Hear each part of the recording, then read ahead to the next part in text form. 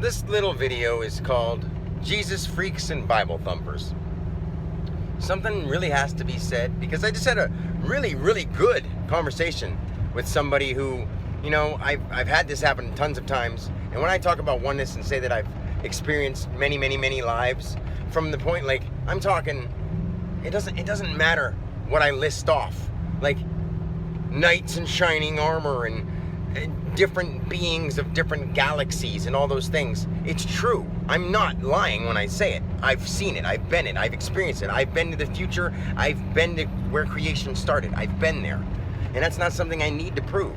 See, and so I'm talking to somebody and he's like, so how do you explain God? And I told him this big thing and he thought it was real good and real deep. And then he was like, you know, but I understand, to me, the only one God is Jesus.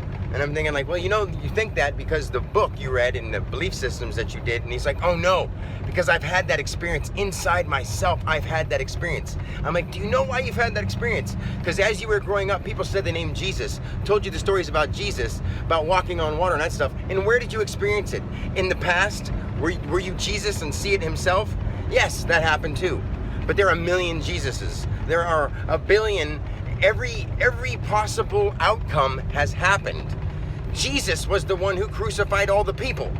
The people crucified Jesus. Those are words. But guess what? In a dimensional kind of realm, those things have happened. Every dark thing you can imagine that would happen has happened. Every bright, light, beautiful thing that has happened, that you think can happen, has happened.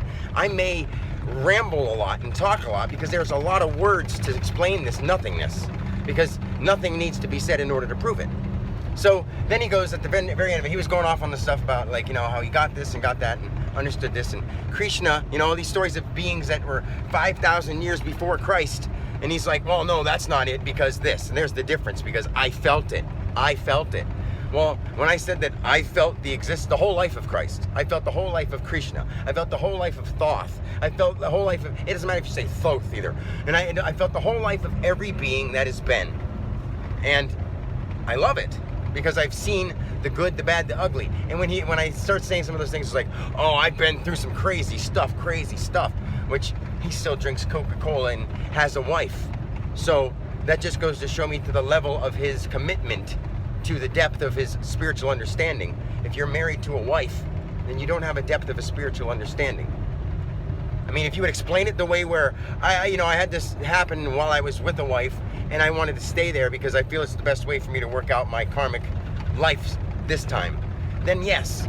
But if you feel that oneness, there's no possible way that you're going to settle down with the person. And if you were settled down with the person, you would have to leave that person kindly because you would understand what oneness is. And you could never separate yourself from another person.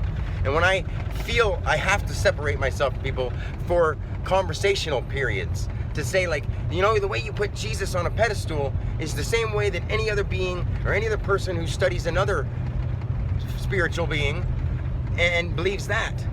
Don't you understand that you're it? Everything magnificent and monumental and minuscule and tiny is all your representation of it. And that happens to every single person on their own personal level. There is no other level than your personal level, than your spiritual level. There's only one spirit.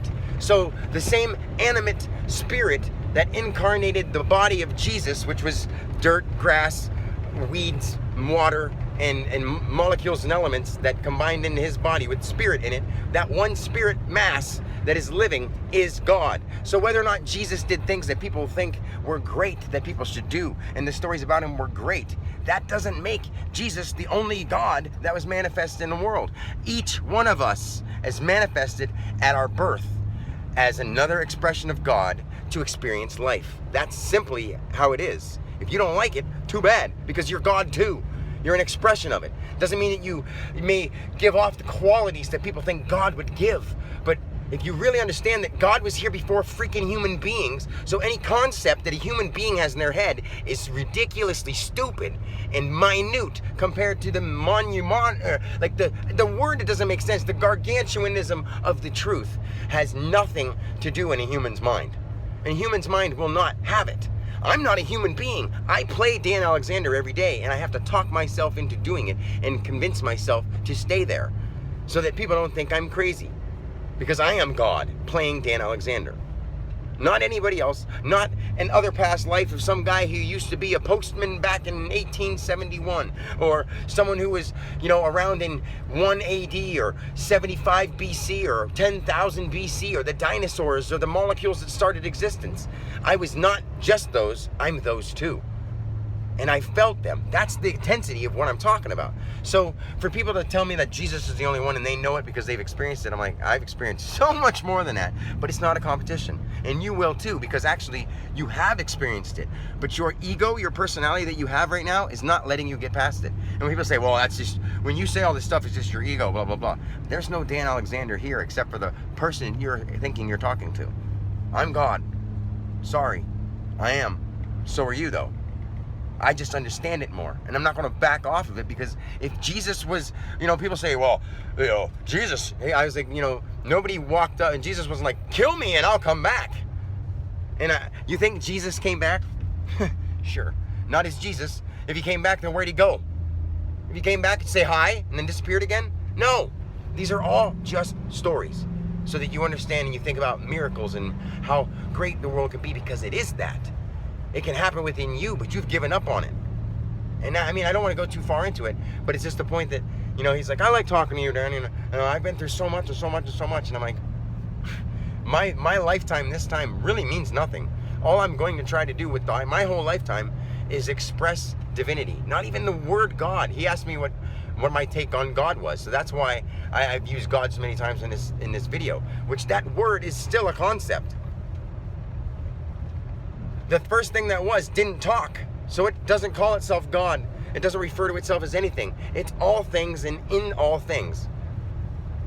Simply, how does anybody not get that? If you don't get that, and you say that Jesus is the only one true God, you're so far behind.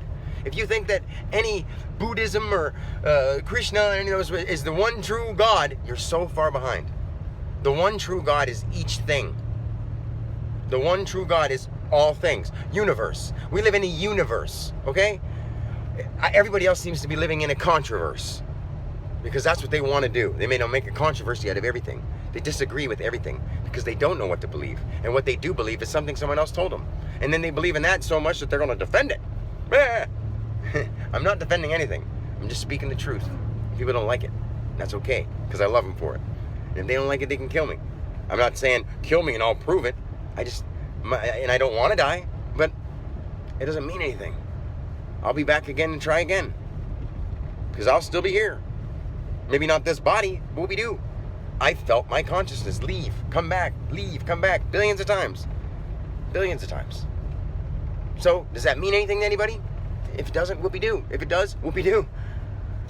What matters is, I love you and I'm going to keep trying, because that's all that's important. I've been here since the beginning of time, trying to figure this out, and I'm still doing it. And I've already figured it out for me, but now that I figured it out for me, I have to figure it out for I, and I includes you. And if you don't get that, you got some learning to do. So until next time, Scott and everybody else, I love you guys. Peace.